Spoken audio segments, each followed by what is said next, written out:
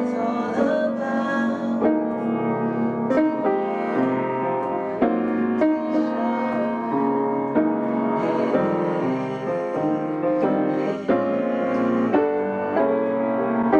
Ooh, it's a new day. I got something else to say.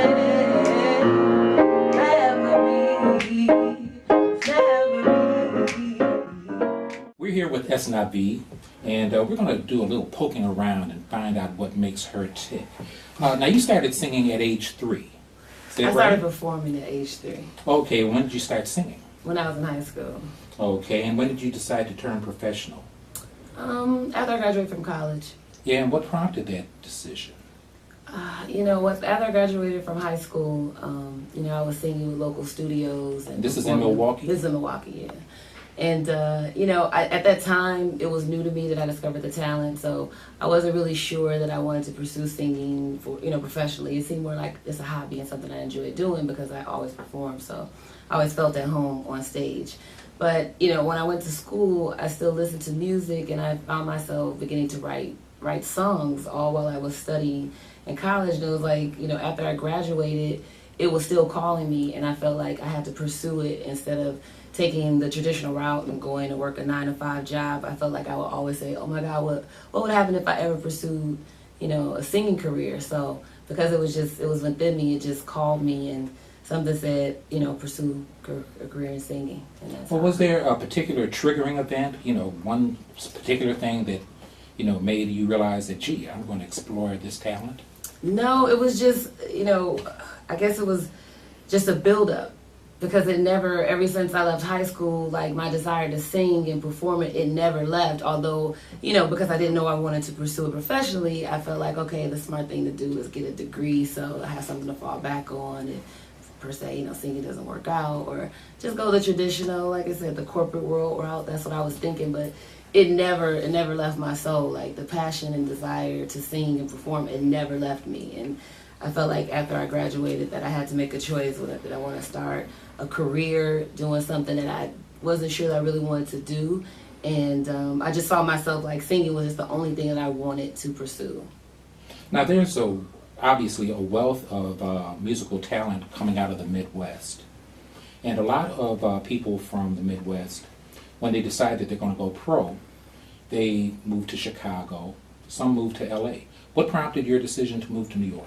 I wanted to move to the most challenging place in America. You did it. I thought about Atlanta. For me, it wasn't Chicago because Chicago was still kind of familiar to me. It was between Atlanta and New York at that time because, those are the two cities I've been to. Atlanta. I actually hadn't been to New York. It was just something about New York when I was thinking about singing, and I was just like, New York just seems like that's the place to go. But I only knew one person in New York, and I knew a lot of people in Atlanta. And I figured, like, if I moved to Atlanta, I might get too comfortable and not be as focused because it would just be too much like home.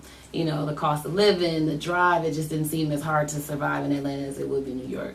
So I decided to come to the most, like the complete opposite of Milwaukee and New York. I wanted something completely different and a city that I felt like if I can make my mark in this city, then I'm good. I can make my mark in the world. So you prefer that to being a big fish in the small pond of Milwaukee? Definitely. Okay. Every artist is influenced by other artists. Who are the artists that influenced you the most when you first became aware of music? This is a question I'm asked all the time, and I know. Oh, I'm sorry. No, not like that. But when you say influence, it's like that artist that when you're creating music, they're kind of in the back of your head, and when you're doing your passion, like that influence is somewhere burning within you. Well, we may be talking about two different things because I'm asking you about early on. Okay, but we're going to get to the present as well. Okay, because I think there's a difference between being influenced and being inspired by. Okay, and what's that because difference? I can hear like influences in some people's music, and you hear right away like I hear that influence of that person, the artist's music. But anyway, when I was as I was growing up, I listened to Stevie Wonder, George Benson, Miles Davis, Aretha Franklin, Cyndi Lauper. A host of a myriad of artists growing up. I mean, like, I always loved music, even though I didn't have a voice to sing. And then even after I discovered my talent, I mean, I still didn't dive into particular artists. I still always listened to just all types of different artists, from hip hop to you know, jazz, just every artist in between. But I would say Stevie Wonder, as far as influential in the musical sense, I would say Stevie Wonder. Oh, why is that? I think he's a musical genius, and his music is timeless, and he writes about things that transcends all classifications. You know, it just transcends time, it transcends everything. So he's sort of like influential when I approach my music. That's somebody. Now, are there any artists that are out there today that inspire you? You know, I'm inspired by music in general. As far as, no, there's not one particular artist that I find extremely inspiring. Or are there any contemporary artists that are on your radar, so to speak? I listen to, you want to like kind of artists I listen to, like Adele. I dig Adele. I think she's dope. Amy Winehouse, Erykah Badu, been a long time fan of hers. Jill Scott, Lauryn Hill, Kanye West, Jay-Z. Listen to Bach, Lil Wayne, a little bit of everything. So I draw inspiration from all the music that I like. So. Okay. Now, you are a songwriter. What's your usual process as a songwriter? Do you write lyrics first? Do you write melody first? Does everything come to you all at the same time? Or like some artists, do you focus on rhythm and then build from there? What's your process? It varies. For this particular project that's out now, X2theL, all the songs were born out of impromptu sessions. So he would just play the music and the words and the melodies would come to me. So when you say he, you're talking about the producer. Mm-hmm. And how many producers did you use on this project? One. And why was that?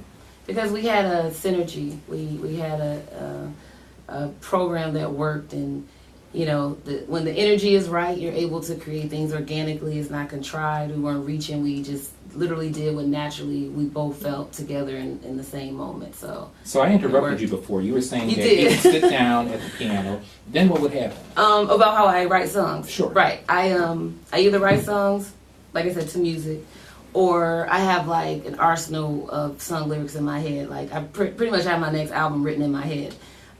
So lyrics will just come to me without any music at all. The idea, what I want to talk about, draw from experience, current moment. So it varies. I rarely sit down and write lyrics. I normally just have it all in my head, and then when it comes time to put in a song in format, then I actually write out the lyrics. And you mentioned the producer, but you didn't mention his name, so we'd be remiss in not getting that information from him. Michelle Coons. Okay. He's a producer and also a musician. And where is he based out of? He's based out of Harlem. He's in New York. Now, most of the tracks on X2theL are kind of mid-tempo. At least that's the way they sounded to me. And there were one or two up-tempo tracks probably toward the end of the project. Was that deliberate on your part? And I guess what I mean by that is that the result of your trying to establish a particular identity with the public?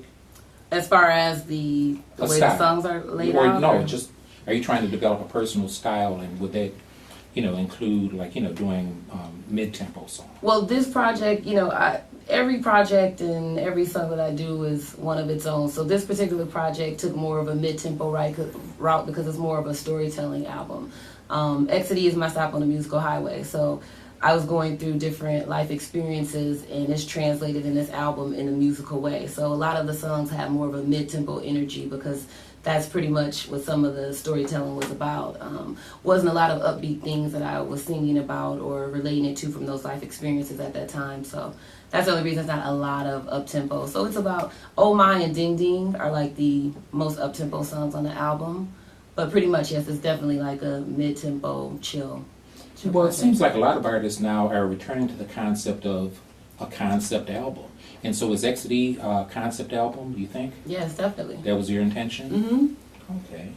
And are you planning on releasing a video, or have you actually done that yet? Yes, I released Unexpected Love, which is the first single, and it's playing on VH1 Soul and Centric now. So. Now, we also mentioned, you know, that you listen to a variety of genres. Mm-hmm. What other styles of music? I mean, because you mentioned Cyndi Lauper, and that would be pop, and you mentioned Miles, who is, you know, one of the premier geniuses in the jazz field, and George Benson, who straddles pop and jazz. Mm-hmm. You listen to other genres I listen as to well? classical music. I listen to bossa nova. I listen to a little bit of rock. I'm just a music lover in general, so I pretty much, there's really not a genre of music that I don't like or I don't walk away with some sort of inspiration. It's not a genre out there that Now your video is out and it's in rotation. Mhm. Do you have plans for a tour to support your album? probably, yeah, next year we're going to probably put together a promo tour. We're going to be releasing another single, so I'll probably be doing a radio promo tour to promote that. Have you decided what the single is going to be yet? Yes. Okay, are you going to tell us? No. It's going to be a secret. Not going to tell you today. The suspense mounts. Okay, we'll all just wait and we'll find it out. And so, what do you see yourself doing the next 5 years? I really want to establish myself to be on a platform to be able to tour and perform all around the world. I mean, this is my passion. I want a lucrative career doing it. So for me, it's not so much about accolades. It's not so much about being a celebrity or being famous. It's about me waking up every day doing what I love in front of as many people as I can and sharing my voice and my talent with the masses. So that's pretty much, that's all I want. And I have one last question for you. What have I not asked you that you think your public needs to hear about you? Why I sing? You know, I sing, I have a purpose, and I sing and write songs because I want to evoke emotions out of people. I want people to connect to me when they hear me. I feel when you listen to my music and when you see me perform that you should walk away feeling something. You should feel that you connected. I connected with my audience and that I left you feeling good and feeling love. See, I find that very interesting because as a musician myself, I've often considered the fact that you can play for yourself. You can play for God. You can play for other musicians. Or you can play for a particular audience, or you can just try to reach as many people as possible. So it seems to me that you've made a decision. We're all pulling for you and we're hoping to see you get there. Thank you. Thank you so much for spending time with us. Thank you for having me.